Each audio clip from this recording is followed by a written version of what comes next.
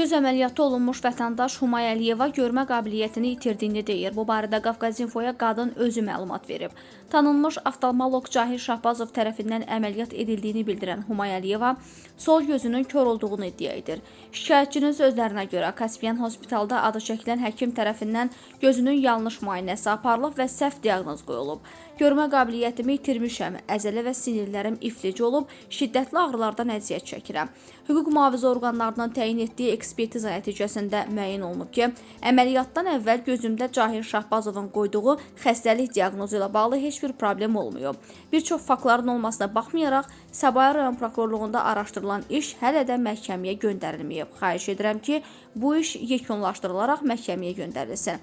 Mənim timsalımda Cahir Şahbazovun qurbanı olan yüzlərlə xəstə var. Onlara deyir ki, siz mənə heç nə edə bilməzsiniz. Mənim çox güclü vəkillərim var.